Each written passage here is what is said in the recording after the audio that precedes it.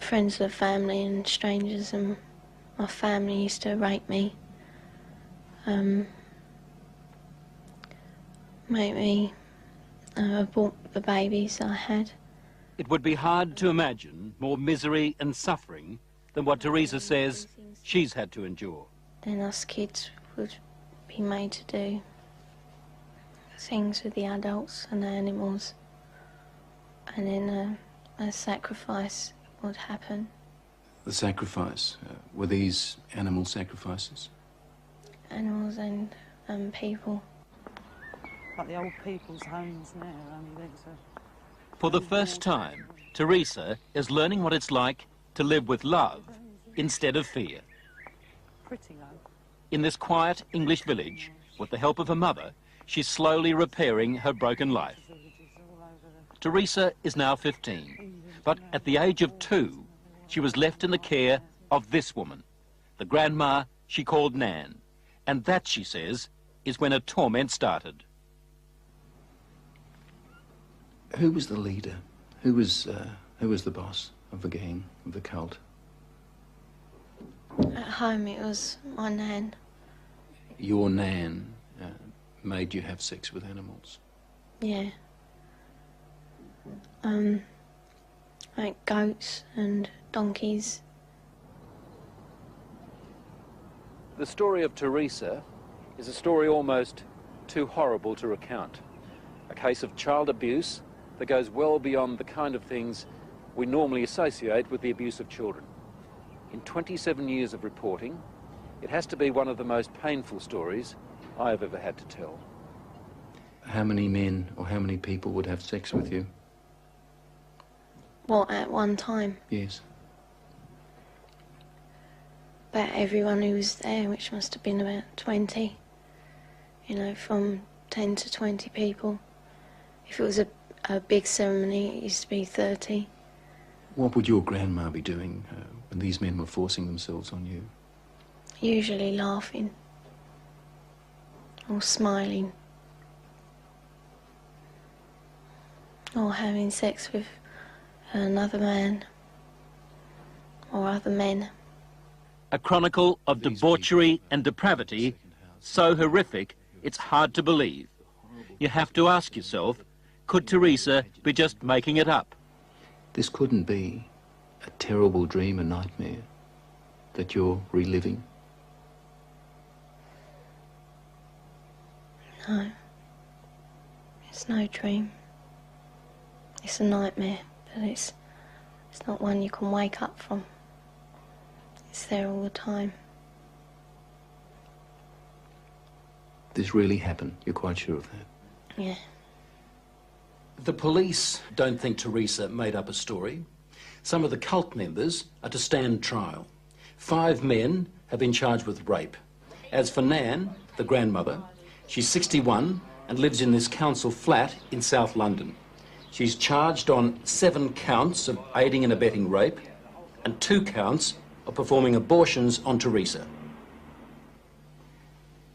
If you're finding this hard to believe, so did I at first. But then there are the medical reports, evidence of sustained sexual abuse. And there's this, a statement prepared for 60 Minutes by Teresa's psychiatrist. It says, "In my opinion, Teresa's account is not the product of a psychotic illness, nor the figment of a fertile imagination.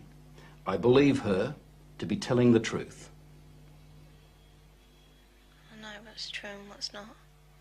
We also took Teresa's story to this man, therapist Ray Wire.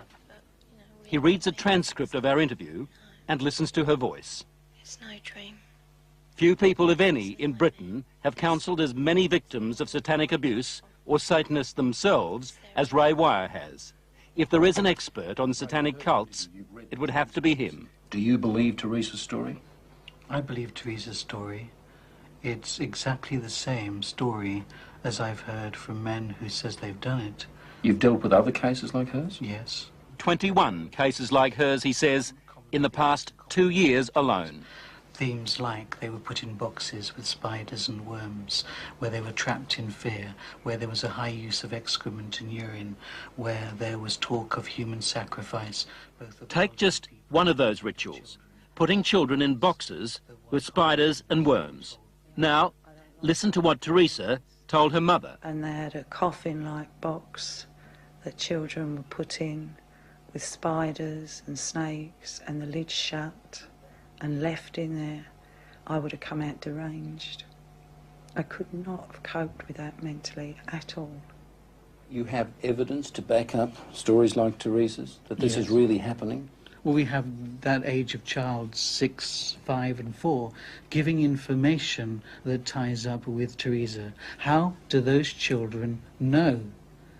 How do those children able to describe rituals, to talk about ceremonies, to talk about sacrificing animals? How do those children know? Nightmares, imagining it? You can't imagine those things at 3 and 4 years old, and you also don't have the evidence of anal sex abuse and oral sex abuse and all that other abuse that clearly those children have experienced and endured. During these ceremonies, was Satan, the devil, ever referred to? He was called Lucifer.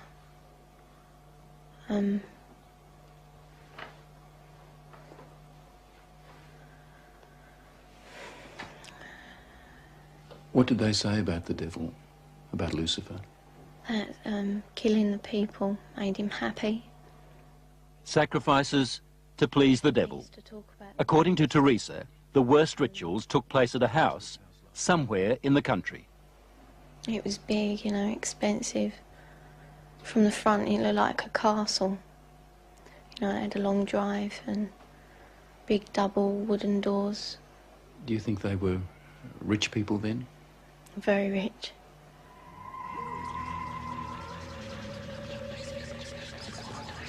Now, where was this big house somewhere in the country? Teresa says she can't take the police there because the Satanists made sure she'd never know how to find it. Teresa was always drugged, or on a couple of occasions she says she was knocked out, so that she never fully knew the route. There was a tramp who was brought in once, you know, and he was killed.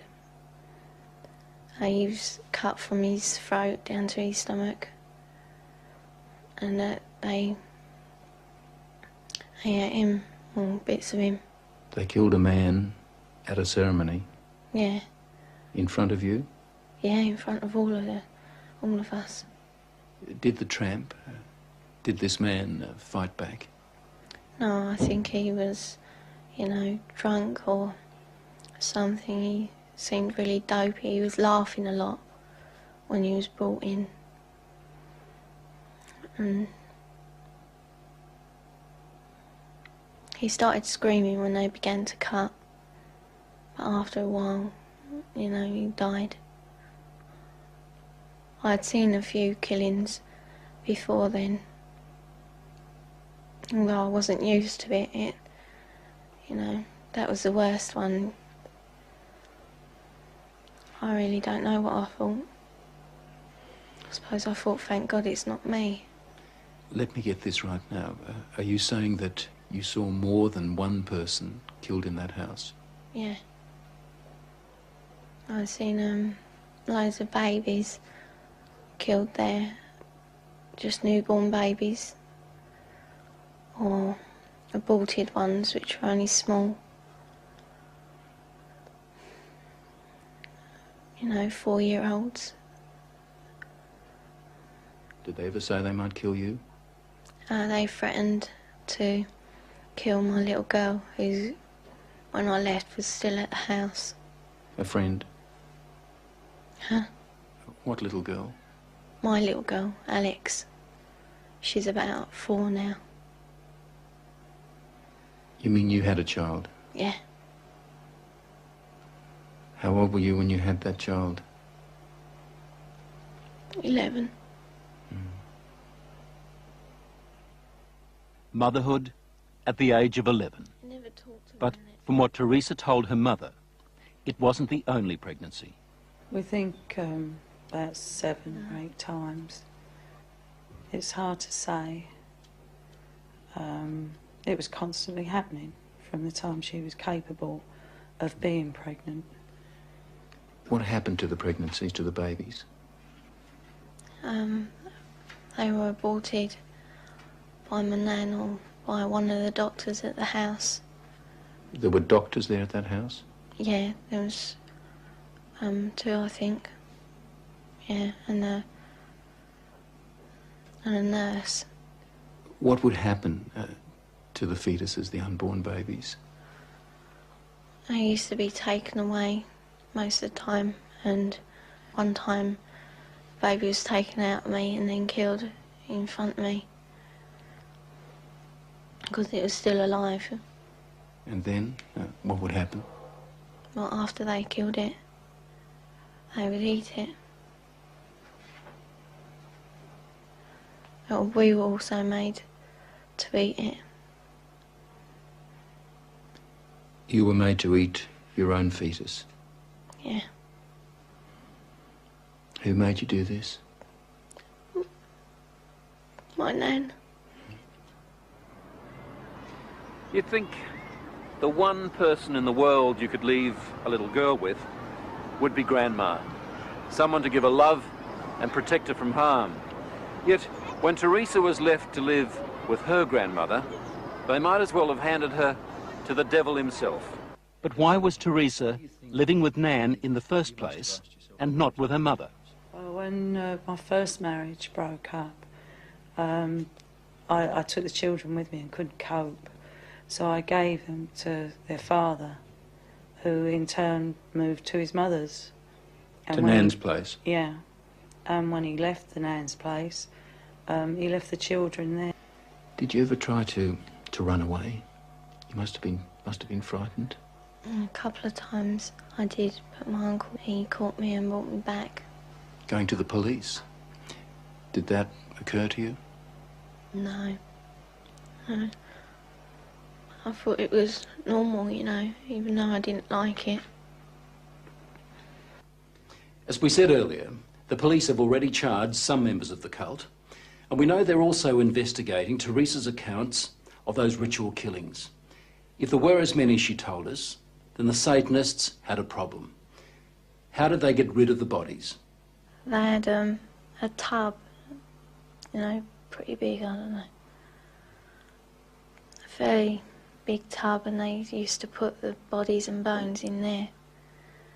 And it used to go like, you know, fizzy and that.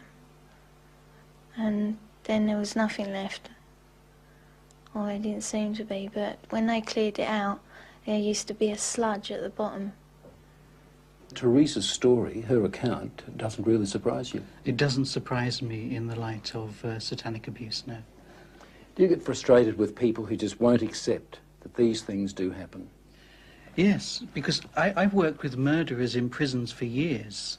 Not that long ago, a boy was found in a forest in southern England without a head. We have no doubts that men can do that. And yet when we start talking about men within Satanism who actually believe in evil and it's the right to express evil, we suddenly have a doubt. As I was leaving Teresa's place, she handed me this note. It's addressed to the film crew. She says, "Thanks for bothering to help kids like me. I hope it helps." On the other side, there's a poem Teresa made up while she was staying at Nan's place. She calls it Nothing Left. Nothing left. I would scream, but there is no voice left. I would cry, but there are no tears left. I'd fight, but there is no strength left. That was just part of our investigation of Satanism in Britain. We're also gathering evidence about the activities of such cults here in Australia.